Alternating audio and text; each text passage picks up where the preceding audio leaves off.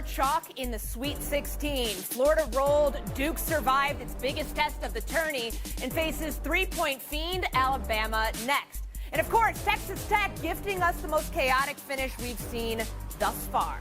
And news of the day, a stunning decision by the fifth-place Memphis Grizzlies to fire Coach Taylor Jenkins with 9 games remaining and one of their biggest of the season tomorrow night. Let's go around the horn. Woody, you're from Memphis. What gives?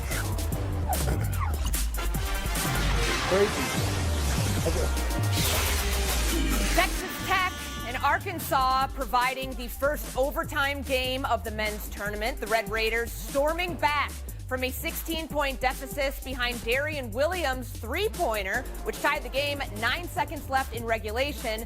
And then he delivers again in OT. The Razorbacks had a timeout to use on the final possession, but John Calipari let his players play out the game with the Elite Eight on the line. Clinton, are you more bummed out by the way Arkansas lost this game or impressed by Tech's rally to win it?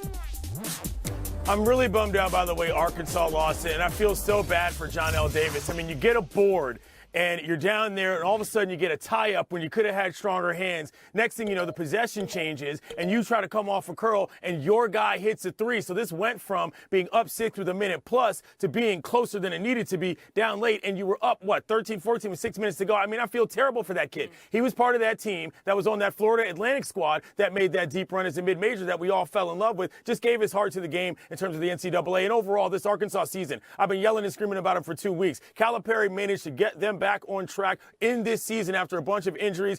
Texas Tech got back. They did what they had to do. But this Razorbacks team really had one, and they let it slip away. It's going to crush them for a long time. It was the most exciting game we've seen of the tournament thus far, the only one that's gone into overtime on a late night of college hoops. Kevin Clark, more impressed with Texas Tech or bummed out by Arkansas? Yeah, John Calipari, I'm not angry, I'm just disappointed. If there's any media bias, it's towards great characters staying relevant. I wanted John Calipari to make the weekend tier. This was going to be a really good story. They're a different team than the team that lost to Florida in January at the beginning of conference play with the SEC. I'm sad we don't get to see that matchup, especially with the Gators having 6 players in double figures last night, looking really good, cutting down on their turnovers. They look unbeatable. I'm not sure how well Tech matches up with them. But yes, this is a choke job. John Calipari has never blown a lead this big in the tournament. Texas Tech was 0-2 when they were down by 15 or more points this year. This wasn't supposed to happen. This is on Arkansas. Kevin Blackistone, let's pare down on the timeout gaffe at the end. But John Calipari said it wasn't a gaffe, that 99% of the time he's going to let his guys play it out that way. Should he have called a timeout to at least draw something up a little bit better than that? I think he should have called a timeout just to stop the bleeding. I mean, what we wound up seeing, what we wound up witnessing was the second largest comeback in Sweet 16 history. I mean, this game was over, but that's why I give credit to Texas Tech. I mean, already they're a team playing shorthanded. They didn't have Chance McMillan, who's a 14-point-per-game scorer, their best shooter on the team that can give them some defense in the backcourt.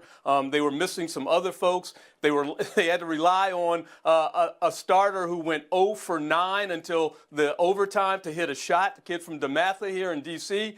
This was a tremendous comeback. Not only that, they really willed themselves to this. 51 boards they had in that game. So they were really putting it together. Yeah. Hats off to Texas Texas Tech, 3 20-point scorers on Thursday night. Woody Page, how do you see the outcome of this game? Who are you leaning towards more today?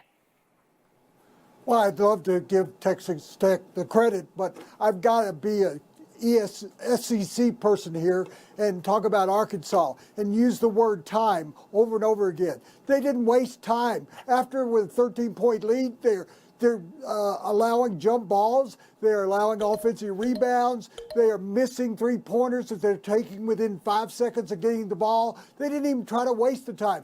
Not only did Calipari have a chance to call timeout before that last play, but he could have stopped the clock when it was failing. He had chances with 3-4 seconds to actually see that Wagner's dumped in the down at the baseboard, and that he could have done something about it. So I think that it was a blown game. I think that another SEC team had a chance to get to the Elite Eight. Another SEC. Heartbreaker for Arkansas, but Texas Tech moving on to the Elite Eight. There is our first horn. We move on. A lot of history made by another SEC team last night in Alabama and Duke. In both of their respective Sweet 16 wins, Blue Devils phenom Cooper Flagg putting up stat lines we've never seen before. For Duke starters in double figures as well. For Bama, an NBA Jam, he's on fire sort of situation. 25 made threes, most ever in the tournament. Mark Sears, Aiden Holloway, Chris Youngblood filling it up on Thursday. Between Bama and Duke, Kevin Blackistone, who has impressed you more thus far?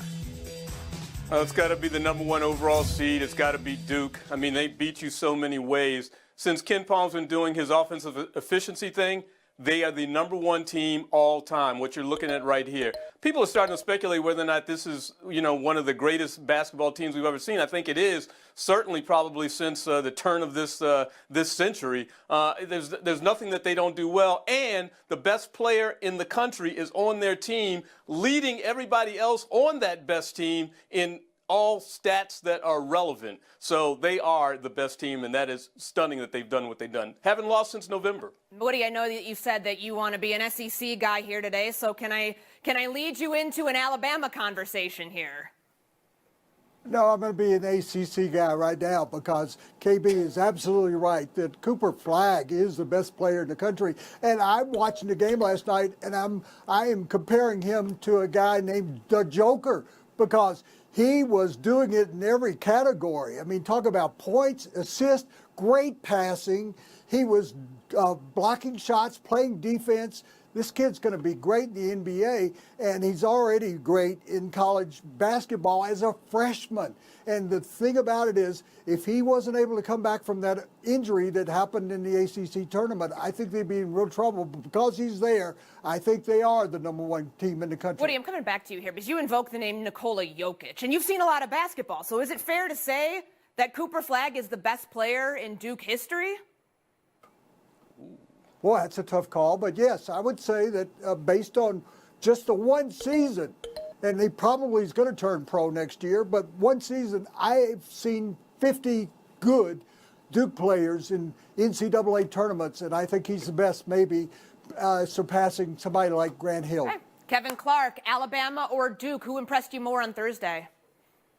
I had no idea I'd be following two panelists who have this Duke team as the '96 Chicago Bulls. This is hyperbole. This is them playing. You mentioned the efficiency, the Ken Palm, all of this stuff. They were playing in a down ACC. And I just, let's pump the brakes here a little bit. As far as what's going on in this tournament, guys, the more impressive team is Alabama. They broke a record for three-pointers last night. And